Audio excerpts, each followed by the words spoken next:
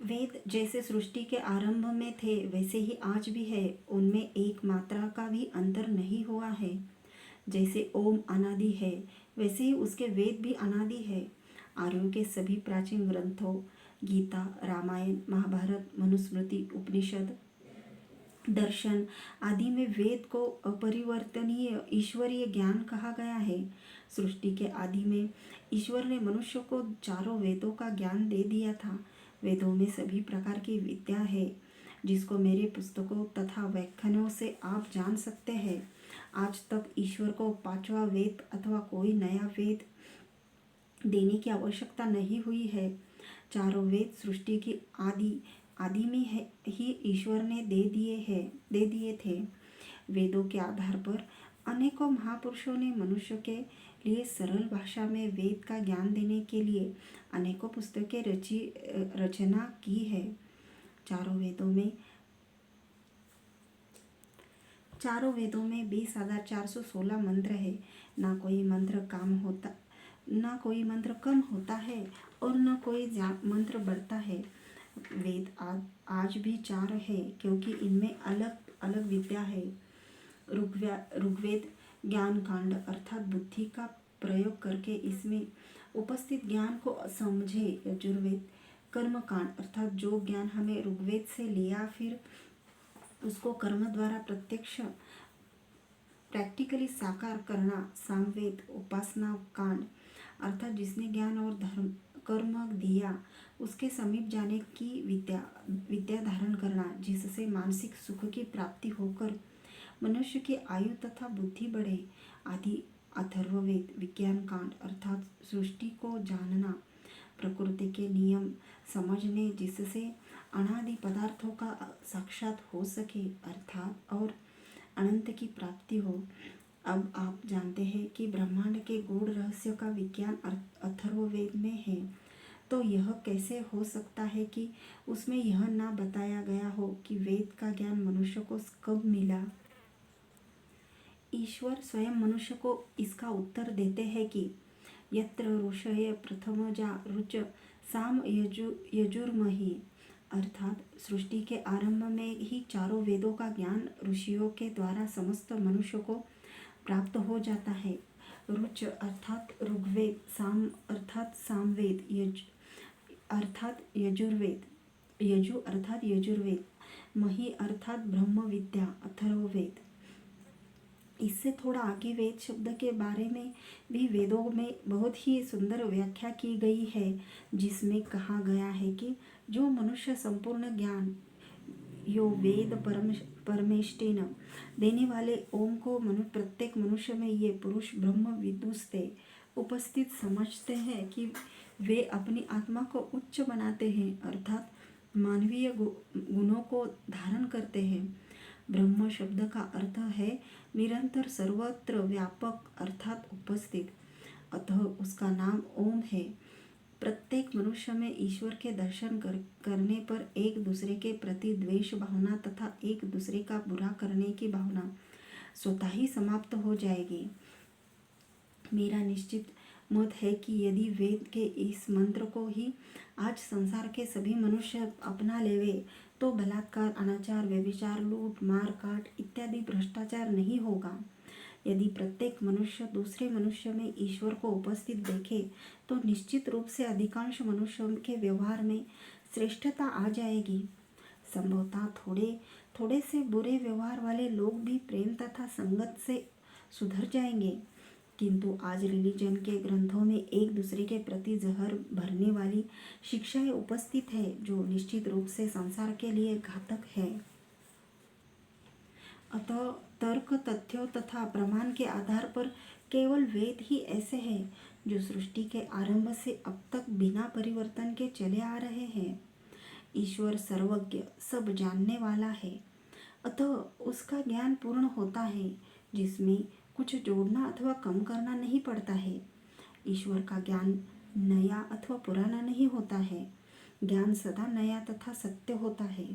ईश्वर को ना तो वेदों से कुछ घटाना पड़ा और ना ही उनमें कुछ जोड़ना पड़ा। बिना किसी पक्षपात के इस परीक्षा में भी केवल वेद ही सफल हुए हैं। चौथी परीक्षा। नियम। ईश्वर ने केवल एक यही पृथ्वी अथवा सौरमंडल नहीं बनाया है, अपितु असंख्य सौरमंडल और पृथ्वी बनाई है। अतः ईश्वर का ज्ञान सब मनुष्य के लिए होता है। ईश्वर के ज्ञान में किसी व्यक्ति आदि का नाम तथा वंशावली नहीं होनी चाहिए। इस प्रकार ईश्वर के ज्ञान में किसी स्थान तथा देश आदि का इतिहास व भूगोल नहीं होना चाहिए। परीक्षा। इस नियम के आधार पर परीक्षा को पूर्ण करने हेतु हमें कुरान, बाइबल व वेदों का तुलनात्मक अध्ययन करना होगा। इनमें से जिसमें भी केवल मात्र ज्ञान की बातें होगी वही परीक्षा में सफल होगा। कुरान के विषय में आप जानते ही हैं कि उसमें मोहम्मद पैगंबर के जीवन की घटनाएं, उसकी बीवी बच्चों तथा युद्धों तक का उल्लेख मिलता है। यह आप ऊपर पढ़ ही चुके हैं कि 25 अन्य पैगंबरों के नाम भी कुरान में है। चूँकि पैगंबर मोहम्मद अरब देश का था, इसीलिए कुरान में अरब देश की घटनाएं, स्थान तथा नाम आदि भरे पड़े हैं। आप सभी जानते हैं कि अरब में मीठे पानी की नदियाँ तथा फलों के बाग बगीचे तथा रंग बिरंगी फसलें नहीं होती थी। इसीलिए कुरान में ऐसी जन्नत, स्वर्ग की कल्पना की गई जहाँ मीठे पानी तथा शराब की नदियाँ हैं, चमत्कारी फलों के वृक्ष तथा भोजन के लिए असंख्य स्वादिष्ट व्यंजन हैं, जहाँ पर सुंदर सुंदर हूरें हैं। इतना ही नहीं, कुरान में केवल उन्हीं रिलीजन, कौम तथा जातियों की बात की गई है जो मोहम्मद के समय अरब देश तथा उसके आसपास थी। कुरान का दूसरा सूरा पढ़ेंगे तो उसमें बार बार यहूदी तथा ईसाइयों की बात की गई है। पूरे सूरा में यह सिद्ध करने का प्रयास किया गया है कि यहूदी तथा ईसाइयों को भी अल्लाह ने ज्ञान दिया था, किंतु अब वे भटक गए हैं। इसीलिए मोहम्मद ही अब अंतिम पैगंबर तथा कुरान ही अल्लाह का अंतिम ज्ञान है। वास्तव में मोहम्मद को अपना अलग रिलीजन चलाना था, अतः पहले से उपस्थित रिलीजन से श्रेष्ठ अपने को सिद्ध करने का बार बार प्रयास किया गया था। यहोवा के स्थान पर अल्लाह को खुदा ठहराया गया। अब अरब व उसके आसपास हिंदू लोग तो रहते नहीं थे, अतः उनका वर्णन कहीं आया ही नहीं। कल्पना कीजिए कि अल्लाह ने एशिया के देशों के लोगों को कुरान में ज्ञान दिया ही नहीं। सैकड़ों बार यहूदी, ईसाई, मुस्लिम शब्द कुरान में आते हैं, किंतु एक बार भी हिंदू, बौद्ध आदि शब्द नहीं आते हैं। वास्तव में उस समय मोहम्मद का मुकाबला केवल यहूदी, ईसाई तथा अरब के मूर्ति पूजकों से था, अतः केवल उन्हीं से संबंधित बातें ही कुरान में आ गई। पूरी कुरान में आधी से अधिक आयत तो केवल मोहम्मद को पैगंबर तथा अल्लाह को खुदा सिद्ध करने तथा इतिहास बताने वाली ही है। अतः कुरान मनुष्यकृत एक इतिहास ग्रंथ ही सिद्ध हो रहा है। यह तो सामान्य बुद्धि की बात है कि ईश्वर अपना ज्ञान मनुष्य को सृष्टि के आदि में देता है, तो उस समय तो कोई इतिहास होता ही नहीं है, और यदि किसी पुस्तक में इतिहास है तो वह निश्चित रूप से मनुष्य ने ही लिखा है, क्योंकि ईश्वर तो केवल ज्ञान ही देता है।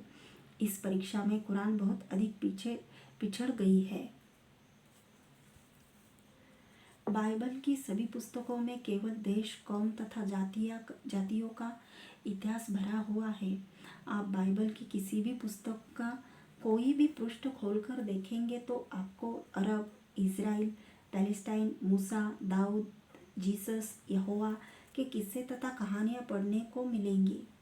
क्या यही है ईश्वर का ज्ञान? इससे एक बात तो स्वतः ही स्पष्ट हो गई है कि ये सभी ग्रंथ सृष्टि के आरंभ से मनुष्य के पास नहीं है, क्योंकि इनमें इतिहास भरा हुआ है।